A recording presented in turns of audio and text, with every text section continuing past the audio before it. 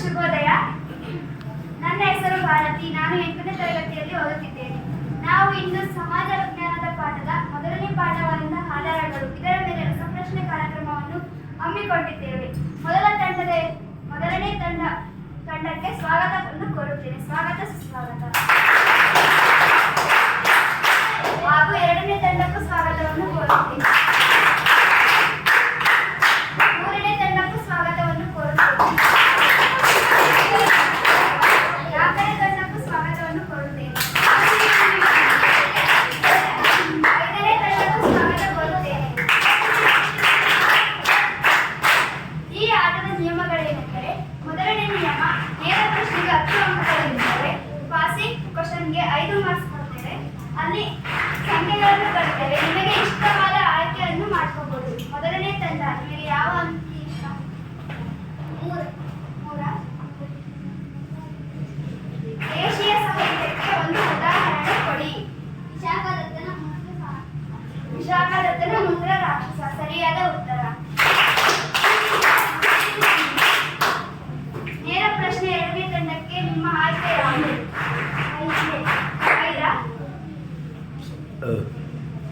ಕಲ್ಹಣನ ಗ್ರಂಥದ ಹೆಸರೇನು? ರಾಜತರಂಗಿ. ಸರಿಯಾದ ಉತ್ತರ. ನೇರ ಪ್ರಶ್ನೆ ಮೂರನೇ ತಂಡಕ್ಕೆ ನಿಮ್ಮ ಆಯ್ಕೆ ಯಾವುದು?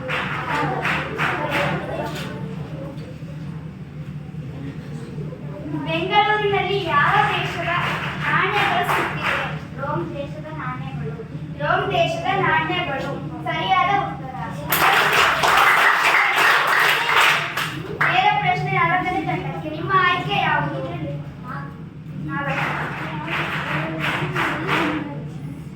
ಪುರಾತನ ಕಾಲದ ನಾಣ್ಯಗಳಿಂದ ನಮಗೆ ತಿಳಿಯುವ ವಿಷಯಗಳು ಯಾವುವು?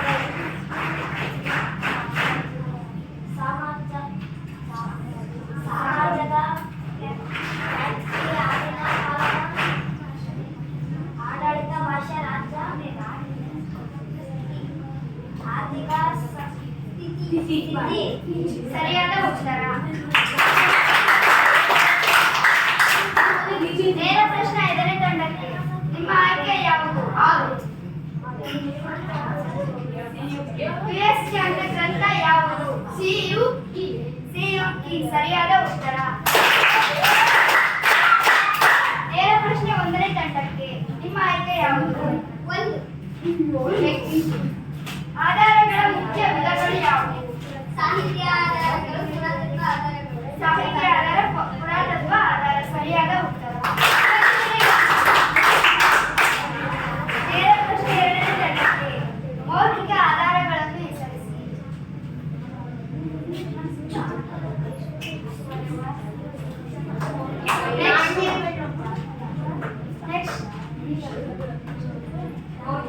ನೆಕ್ಸ್ಟ್ ತಂಡ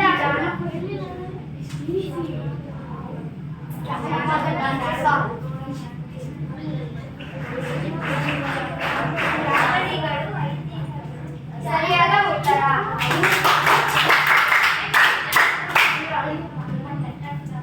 ನೆಕ್ಸ್ಟ್ ನೇರ ಪ್ರಶ್ನೆ ಮೂರನೇ ತಂಡಕ್ಕೆ ನಿಮ್ಮ ಆಯ್ಕೆ ಯಾವುದು?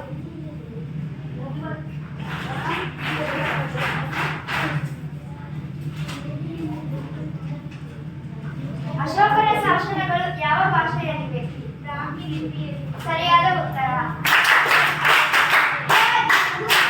ನೇರ ಪ್ರಶ್ನೆ ನಾಲ್ಕನೇ ತಂಡಕ್ಕೆ ನಿಮ್ಮ ಆಯ್ಕೆ?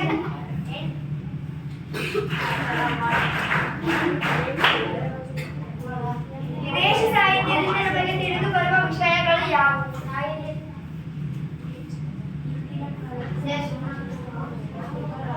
ನೆಕ್ಸ್ಟ್, ವಿದೇಶಿ ಸಾಹಿತ್ಯದಿಂದ ನಮಗೆ ತಿಳಿದು ಬರುವ ವಿಷಯಗಳು ಯಾವುವು? ನೆಕ್ಸ್ಟ್, ಮೊದಲನೇ ತಂಡ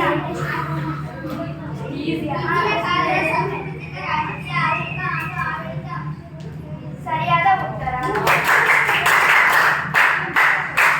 ಈ ಕಾರ್ಯಕ್ರಮವನ್ನು ಇಲ್ಲಿಗೆ ಮುಕ್ತಾಯ ಮಾಡುತ್ತೇವೆ. ಧನ್ಯವಾದಗಳು.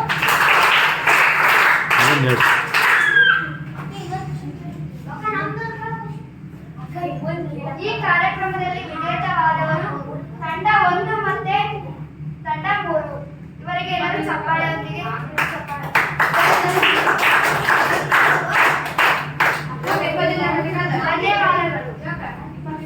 ಕಾವ್ಯ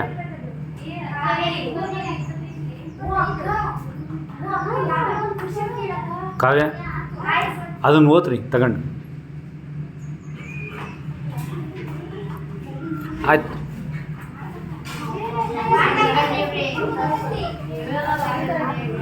ಆಯ್ತು ಹೋಗಮ್ಮ.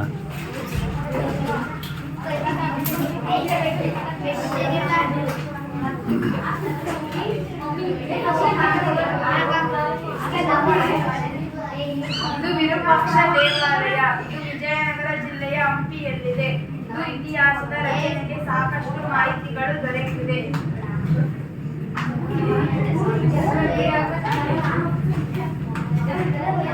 ಈ ದೇವಾಲಯವು ಶಿವರೂಪವಾದ ವಿರೂಪಾಕ್ಷಕ್ಕೆ ಅಂಕಿತವಾಗಿದೆ. ಈ ದೇವಾಲಯವನ್ನು ವಿಜಯನಗರ ಸಾಮ್ರಾಜ್ಯದ ಆಡಳಿತಗಾರ ದೇವರಾಯ ಎರಡನೇ ಅಧಿಪತಿಯಾದ ಲಕ್ಕಣದಂಡೇಶರು ನಿರ್ಮಿಸಿದರು. ವಿಜಯನಗರ ಸಾಮ್ರಾಜ್ಯದ ರಾಜಧಾನಿ ಹಂಪಿ. ತುಂಗಭದ್ರಾ ನದಿಯ ತೀರದಲ್ಲಿ ಹಂಪಿಯಲ್ಲಿರುವ ವಿರೂಪಾಕ್ಷ ದೇವಾಲಯವು ತೀರ್ಥಯಾತ್ರೆಯ ಮುಖ್ಯ ಕೇಂದ್ರವಾಗಿದೆ ಮತ್ತು ಶತಮಾನಗಳಿಂದಲೂ ಅತ್ಯಂತ ಪವಿತ್ರ ಅಭಯಾರಣ್ಯವೆಂದು ಪರಿಗಣಿಸಲಾಗಿದೆ. ಇದು ಸುತ್ತಮುತ್ತಲಿನ ಅವಶೇಷಗಳ ನಡುವೆ ಅಸ್ತಿತ್ವದಲ್ಲಿದೆ ಮತ್ತು ಇದನ್ನು ಈಗಲೂ ಆರಾಧನೆಯನ್ನು ಮಾಡುತ್ತಾರೆ. ಈ ದೇವಸ್ಥಾನವು ಶಿವನಿಗೆ ಸಮರ್ಪಿತವಾಗಿದೆ. ಇಲ್ಲಿ ತುಂಗಭದ್ರಾ ನದಿಗೆ ಸಂಬಂಧಿಸಿರುವ ಸ್ಥಳೀಯ ದೇವತೆ ಪಂಪನಮಲ್ಲಿ ವಿರೂಪಾಕ್ಷ ಎಂದೇ ಕರೆಯಲಾಗುತ್ತದೆ. ತಿರುಪತಿಯಿಂದ ಸುಮಾರು 100 ಕಿಲೋಮೀಟರ್ ದೂರದಲ್ಲಿರುವ ಆಂಧ್ರ ಪ್ರದೇಶದ ಚಿತ್ತೂರು ಜಿಲ್ಲೆಯ ನಳಗಮದಲ್ಲಿ ಎಂಬ ಗ್ರಾಮದಲ್ಲಿ ವಿರೂಪಾಕ್ಷಿಣಿ ತಾಯಿ ದೇವಸ್ಥಾನ ಇದೆ.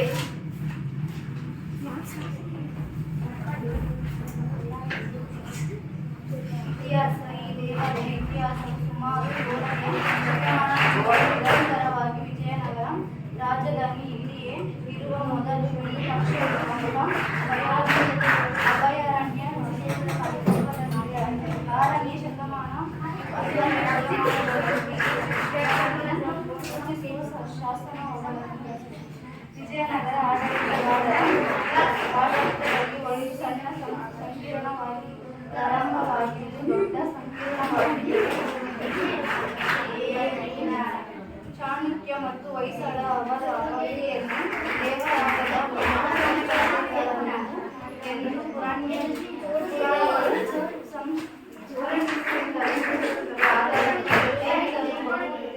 ದೇವಾಲಯದ ಕಟ್ಟಡಗಳು ವಿಜಯನಗರ ಸಾಮ್ರಾಜ್ಯದ ಆಡಳಿತಗಾರರ ದೇವಾಲಯ ರಾಯ ಎರಡರ ಅಧಿಪತಿಯಾದ ಈ ದೇವಾಲಯವನ್ನು ನಿರ್ಮಿಸಿದರು. 14ನೇ ಶತಮಾನದ ಮಧ್ಯಮಗಳಲ್ಲಿ ವಿಜಯನಗರ ಆಡಳಿತಗಾರರ ಅಡಿಯಲ್ಲಿ ಸಂಸ್ಥೆಯ ಕಲೆ ಮತ್ತು ಸಂಸ್ಕೃತಿಯ ಭೂಬೇಡಿಕೆ ಪ್ರಾರಂಭವಾಯಿತು. 16ನೇ ಶತಮಾನದಲ್ಲಿ ಆಡಳಿತಗಾರರು ಮುಸ್ಲಿಂ ದಾಳಿಯರು ಸೋಲಿಗಾರರ ಅತ್ಯಂತ ಅದ್ಭುತವಾದ ಕಲಾಂತರಿತ ರಚನೆಯಾದ ಮತ್ತು ರಚನೆಗಳು ವ್ಯವಸ್ಥಿತವಾಗಿ ನಾಶವಾಗುವ 1565ರಲ್ಲಿ ವಿರೂಪಾಕ್ಷ ಪಂಥದ ಧಾರ್ಮಿಕ ಪಂಗಡವು ನಗರದ ನಾಶದಿಂದಲೂ ಅತ್ಯಂತಗೊಂಡಿದ್ದರಲ್ಲಿ ಅಲ್ಲಿ ವರ್ಷಗಳಿಂದಲೂ ಆರಾಧನೆಯು ಮುಂದುವರಿಯಿದೆ. 16ನೇ ಶತಮಾನದ ಆರಂಭದಲ್ಲಿ ಮೇಲ್ಭಾಗದ ವರ್ಗಚಿತ್ರಗಳು ಮತ್ತು ಉತ್ತರ ಮತ್ತು ಪೂರ್ವ ಗೋಪುರಗಳನ್ನು ಒಳಗೊಂಡು ಪ್ರಮುಖ ಕವಿನಗಳನ್ನು ಮತ್ತು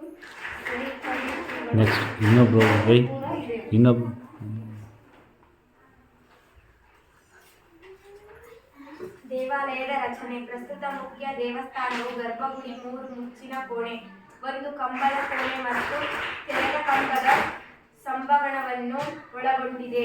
1 ಕಂಬದ ಚಾವಣಿ ಪ್ರದೇಶ, ದ್ವಾರಗಳು, ಅಂಗಾಂಗಗಳು, ಸಣ್ಣ ದೇವಾಲಯಗಳು ಮತ್ತು ಇತರ ರಚನೆಗಳು ದೇವಾಲಯದ ಸುತ್ತಲೂ ಇವೆ.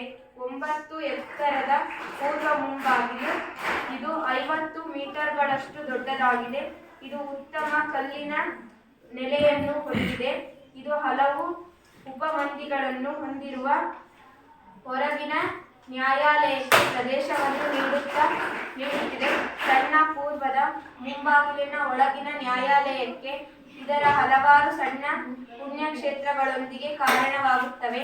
ಉತ್ತರದ ಕಡೆಗೆ ಮತ್ತೊಂದು ಗೋಪುರವು ಕನಕಗಿರಿ ಗೋಪುರ ಎಂದು ಕರೆಯಲಾಗುತ್ತದೆ. ಇದು ತುಂಗಭದ್ರಾ ನದಿಗೆ ಉಪ ಸಂಸ್ಕೃತ ದೇವಾಲಯಗಳೊಂದಿಗೆ ಸಣ್ಣ ಆವರಣಕ್ಕೆ ಕಾರಣವಾಗುತ್ತದೆ. ವಿಜಯನಗರ ಸಾಮ್ರಾಜ್ಯದ ಪ್ರಸಿದ್ಧ ರಾಜರಲ್ಲಿ ಒಬ್ಬರಾದ ಕೃಷ್ಣದೇವರಾಯ ಈ ದೇವಾಲಯದ ಮುಖ್ಯ ಪೋಷಕರಾಗಿದ್ದರು. ದೇವಾಲಯದ ಎಲ್ಲ ರಚನೆಗಳು ಅತ್ಯಂತ ಅಲಂಕೃತವಾದ ಕೇಂದ್ರ ಕಂಬದ ಕೋಣೆ ಈ ದೇವಸ್ಥಾನಕ್ಕೆ ಅವನ ಸಂಕೀರ್ಣವಾಗಿತ್ತು ಎಂದು ನಂಬಲಗೊಂಡಿದೆ. ದೇವಾಲಯದ ಆಂತರಿಕ ಅಂಶಗಳಕ್ಕೆ ಪ್ರವೇಶ ನೀಡುವ ಮುಂಬಾಗಿಲಿನ ಗೋಪುರವೂ ಆಗಿದೆ. ದೇವಸ್ಥಾನಕ್ಕೆ ನೀಡಿದ ಕೊಡುಗೆಯನ್ನು ಕಂಬದ ಕೋಣೆ ಮತ್ತು ಅಳವಡಿಸಿದ ಕಲ್ಲಿನ ಫಲಕದ ಮೇಲೆ ಶಾಸನಗಳು ಕ್ರಿಸ್ತಶಕ 1510ರಲ್ಲಿ ಕೃಷ್ಣದೇವರ ಈ ಸಂಭವನವನ್ನು ನಿಯೋಜಿಸಿದ್ದು ದಾಖಲಿಸಿದಾಗಿದೆ. ಹಬ್ಬಗಳು ದೇವಾಲಯದ ಅಭಿವೃದ್ಧಿ ಮುಂದುವರಿಯುತ್ತವೆ ಮತ್ತು ಡಿಸೆಂಬರ್ನಲ್ಲಿ ವಿರೂಪಾಕ್ಷ ಮತ್ತು ಪಂಪನ ನಿಶ್ಚಿತಾರ್ಥ ಮತ್ತು ಮದುವೆ ಉತ್ಸವಗಳಿಗೆ ಹೆಚ್ಚಿನ ಜನರನ್ನು ಆಕರ್ಷಿಸುತ್ತದೆ. ವಾರ್ಷಿಕ ರಥೋತ್ಸವವನ್ನು ಇಲ್ಲಿ ಆಚರಿಸಲಾಗುತ್ತದೆ.